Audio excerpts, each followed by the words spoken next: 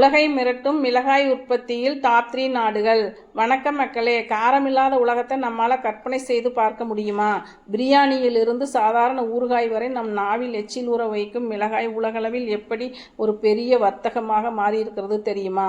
இன்னைக்கு வீடியோவில் உலகத்திலேயே மிக அதிக அளவில் மிளகாய் உற்பத்தி செய்யும் டாப் 3 நாடுகள் எவை?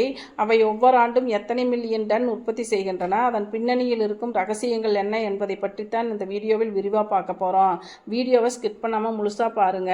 உலக மிளகாய் உற்பத்தி நிலவரம். உலகளவில் பச்சை மிளகாய் மற்றும் காய்ந்த மிளகாய் உற்பத்தியில் ஆசியா மற்றும் வட அமெரிக்கா நாடுகள் முன்னணியில் உள்ளன. ஐநா சபையின் உணவு மற்றும் வேளாண்மை அமைப்பின் தரவுகளின்படி முதல் 3 இடங்களை பிடித்துள்ள நாடுகள். சராசரி ஆண்டு உற்பத்தி. சைனா 17 முதல் 19 மில்லியன் மெட்ரிக் டன்கள். மெக்சிகோ 3.2 மெட்ரிக் டன்கள். துருக்கி 2.6 மெட்ரிக் டன்கள். உலகளாவிய பங்கு. சைனா 39% முதல் 45% வரை. மெக்சிகோ 7.5% வரை. துருக்கி சுமார் 6% வரை. முதலிடம் சைனா. உற்பத்தியின் அரசன். நண்பர்களே, முதலிடத்தில் இருப்பது நம் அண்டை நாடான சீனா தான். உலக உற்பத்தியில் கிட்டத்தட்ட பாதி இவர்களே உற்பத்தி செய்கிறார்கள். இவர்களது வெற்றிக்கான காரணங்கள் என்ன? நவீன தொழில்நுட்பம். சீனா முழுவதும் பாலிஹவுஸ் மற்றும் தானியங்கி பசுமை குடில் விவசாய முறையை பயன்படுத்துகிறார்கள்.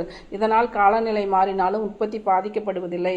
அதிகப்படியான உள்நாட்டு தேவை. சீன உணவுகளில், குறிப்பாக சிச்சுவான் மாகாண உணவுகளில் காரம் மிக அதிகம். அதனால் அங்கு நுகர்வும் அதிகம், உற்பத்தியும் அதிகம். 2ஆம் இடம் மெக்சிகோ. மிளகாயின் பிறப்பிடம்.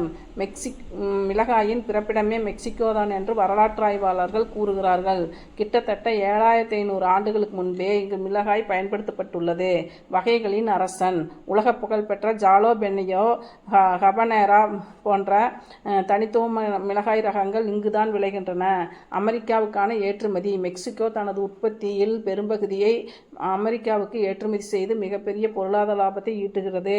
3ஆம் இடம் துருக்கி. ஐரோப்பாவின் காரகாரணி. 3ஆம் இடத்தில் துருக்கி ஐரோப்பியா மற்றும் மத்திய கிழக்கு நாடுகளுக்கு மிளகாய் வழங்கும் முக்கிய மையமாக உள்ளது. தனித்துவமான காலநிலை. மத்திய தரைக்கடல் காலநிலை மிளகாய் பயிரிட மிகவும் சாதகமாக உள்ளது. உற்பத்தியில் சொட்டு நீர் பாசனம் மற்றும் இயற்கை உரங்களை அதிகம் பயன்படுத்துவதால் இவர்களின் மிளகாயின் தரம் உலக தரம் வாய்ந்ததாக கருதப்படுகின்றது. பார்த்தீங்களா நண்பர்களே, ஒரு சிறிய மிளகாய்க்கு பின்னால் எவ்வளவு பெரிய உலக அரசியல் மற்றும் வர்த்தகம் இருக்கிறது என்று. அடுத்த வீடியோவில் மிளகாய் நடவு முதல் அறுவடை வரை பார்க்கலாம். இதுவரைக்கும் வீடியோவை ஸ்கிப் பண்ணாமல் பார்த்ததுக்கு ரொம்ப நன்றி. வாழ்க வளமுடன், வாழ்க வையகம். வீடியோ பிடிச்சிருந்ததுன்னா சப்ஸ்கிரைப் பண்ணுங்கள். அடுத்த வீடியோவில் பார்க்கலாம். அடுத்த வீடியோவில் வேறு தகவலோடு வருகிறேன்.